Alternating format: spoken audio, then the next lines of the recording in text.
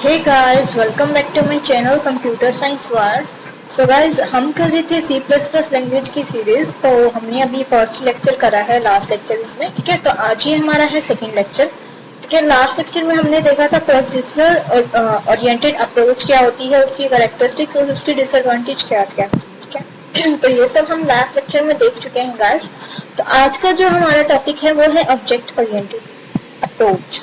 तो object oriented approach क्या होती है ये भी देखते हैं। उससे पहले ये पता होना चाहिए आपको कि जो C++ है वो एक ऑब्जेक्ट ओरिएंटेड अप्रोच ही है, ठीक है। जब भी उसको OOP भी बोलते हैं, जो कि ऑब्जेक्ट ओरिएंटेड प्रोग्रामिंग लैंग्वेज। तो C++ is an object oriented programming language. C++ क्या है? ऑब्जेक्ट ओरिएंटेड प्रोग्रामिंग लैंग्वेज है। क्यों? क्योंकि इसमें हम काम कैसे करते हैं? ऑब्जेक्ट्स बना के करते हैं, ठीक है। क्लासेस ऑब्जेक्ट्स बनाते हैं ना, दैट्स व्हाई इसको क्या कहा गया है?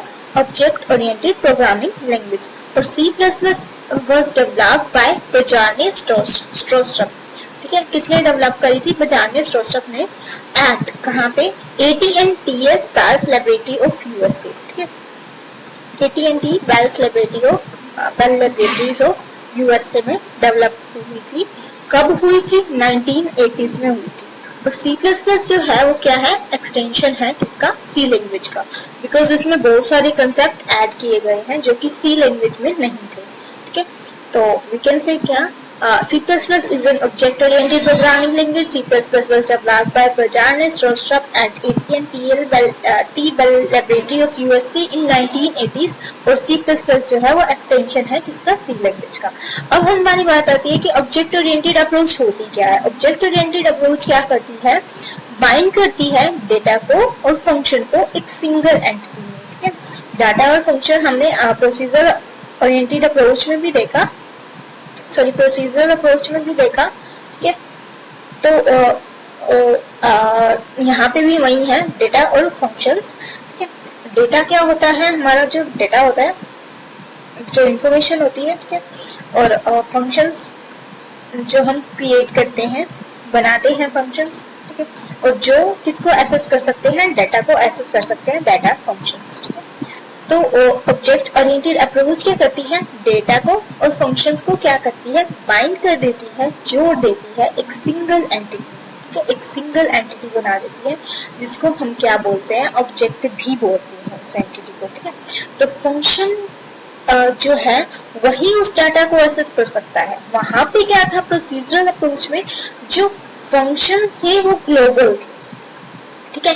बट यहाँ पे जो है functions of that object can only access its data. सिर्फ उसी ऑब्जेक्ट का फंक्शन ही, मेंबर फंक्शन ही डाटा को एक्सेस कर सकता है।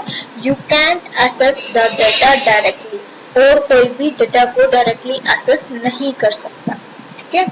जो एक ऑब्जेक्ट है सिर्फ उसी का मेंबर फंक्शन उसके डाटा को एक्सेस कर सकता है, ठीक है। आगे इतनी बात समझ में। अब हम एक एग्जांपल देखते हैं।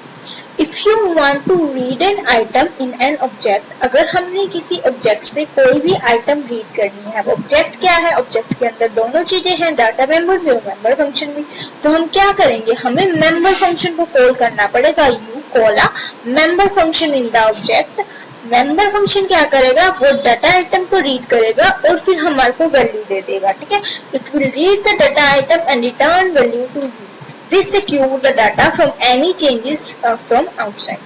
तो ये क्या करता है? हमारे डाटा को सिक्योरिटी प्रोवाइड करता है। आई होप आपको समझ आ गया होगा इतना। अगर कोई भी डाउट है then ask in the comment section, I will reply you, okay. तो नेक्स्ट चलते हैं हमारे आगे। C++ typically consist of number of objects. तो C++ में क्या होते हैं? बहुत सारे ऑब्जेक्ट्स होते हैं which communicate with each other. तो ऑब्जेक्ट्स आपस में क्या करते हैं? कम्युनिकेट करते हैं by calling. कैसे कम्युनिकेट कर रहे हैं? एक दूसरे के मेंबर फंक्शन को कॉल करके आपस में कम्युनिकेट कर रहे हैं, ठीक है। अब जैसे ये है हमारा ऑब्जेक्ट, अब हमें इस ऑब्जेक्ट का क्या चाहिए? डेटा चाहिए। तो हमें किसको कॉल करना पड़ेगा? इस फंक्शन को कॉल करना पड़ेगा, ठीक है। अब ये फंक्शन ही डेटा को रीड करेगा और हमारे को वापस दे देगा, ठीक है। तो कोई इसमें हमारे को क्या होती है? सिक्योरिटी प्रोवाइड होती है। कोई भी डेटा को चेंज नहीं कर सकता, रीड नहीं कर सकता, ठीक है। तो सेम वे में अगर ऑब्जेक्ट्स आपस में कम्युनिकेट करना चाहे तो वो कैसे कम्युनिकेट करेंगे, एक दूसरे के मेंबर फंक्शन को कॉल करके। ठीक है, तो ये था एग्जांपल। ठीक है, और लास्ट हमने देखा भी कि ठीक है, अगर हमें कुछ रीड करना है तो हमें क्या किसको बुलाना है, मेंबर फंक्शन को बुलाना है, वो रीड करेगा और हमें वैल्यू दे देगा। ठीक है, तो ये दो चीजें आई थिंक क्लियर हो गई होंगी आपको। नेक्स्ट चलते हैं हम। नेक्स्ट आता है हमारे पास कैरेक्टरिस्टिक्स ऑफ ऊप। कैरेक्टरिस्टिक ऑफ ऊप में सबसे फर्स्ट जो आता है वो ऑब्जेक्ट। हमने अभी पीछे भी पढ़ा है ऑब्जेक्ट क्या है। ऑब्जेक्ट को या तो हम एक सिंपल सी डेफिनेशन दे देते हैं, क्या है, एक इंस्टेंस है किसका, क्लास का। ठीक है, अब क्लास में बहुत सारी, क्लास क्या होती है, ग्रुप ऑफ ऑब्जेक्ट्स होती है। ठीक है, उसका एक पार्ट है, उसका एक इंस्टेंस है कौन, ऑब्जेक्ट। ठीक है, अब एक एग्जांपल लेते हैं। In our day to day life we come across a number of objects. हमारी डेली लाइफ में हम बहुत सारे ऑब्जेक्ट्स देखते हैं। लाइक एग्जांपल्स है, टीवी है, टेलीफोन है, कार है, चेयर है, टेबल है, ये सब क्या है, ये ऑब्जेक्ट्स ही तो है। ठीक है, और ऑब्जेक्ट की डेफिनेशन एक हमने पीछे भी पढ़ी, उसको हम यहाँ पे फिर से डिफाइन कर रहे हैं। ठीक है, ब्रीफ में। ठीक है, वो हमने क्या पढ़ी, ऑब्जेक्ट्स क्या करता है, बाइंड कर देता है किसको, डेटा मेंबर को और मेंबर फंक्शन को सिंगल एंटिटी में, जिसको हम क्या बोलते हैं, ऑब्जेक्ट। ठीक है, सॉरी, ऑब्जेक्ट ओरिएंटेड अप्रोच जो है वो किसको, डेटा मेंबर को और मेंबर फंक्शन को एक सिंगल यूनिट और एक सिंगल एंटिटी में बाइंड कर देता है, और उस एंटिटी को हम क्या कहते हैं, ऑब्जेक्ट। जैसे कि हमने पीछे वाली स्लाइड में देखा कि ये देखो डेटा और फंक्शन मिलके क्या बना रहे हैं, एक ऑब्जेक्ट बनाना हमारा। तो सेम वे में ये भी ऑब्जेक्ट की डेफिनेशन हो सकती है।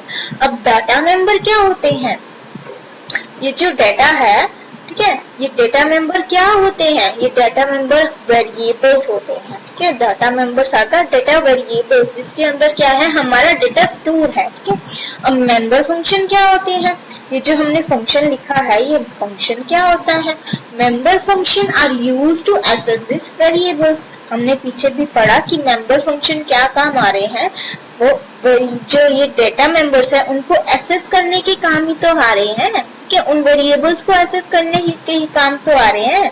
ठीक है, तो हमें क्लियर हो गया कि डेटा मेंबर क्या होते हैं, मेंबर फंक्शन क्या होते हैं और ऑब्जेक्ट क्या होते हैं। ठीक है, तो तीन चीजें हमें क्लियर हो गई होंगे आई होप अच्छे से। नेक्स्ट जो हमारा कंसेप्ट है, नेक्स्ट जो हमारा कैरेक्टरिस्टिक है उसका, वो है क्लासेस। ठीक है, तो क्लास का क्या होती है, अ class is a group of objects. ठीक है, अब ऑब्जेक्ट के अंदर क्या था, डेटा मेंबर और मेंबर फंक्शन। अब जब बहुत सारे ऑब्जेक्ट्स का ग्रुप बन जाएगा तो हम क्या कह देंगे, वो क्लास बन गई। ठीक है, बट एक चीज क्या है, that share common properties and relationship. वो सारे ऑब्जेक्ट्स मिलके एक क्लास तभी बनाएंगे जब उन ऑब्जेक्ट्स की प्रॉपर्टीज क्या होगी, सेम होंगी।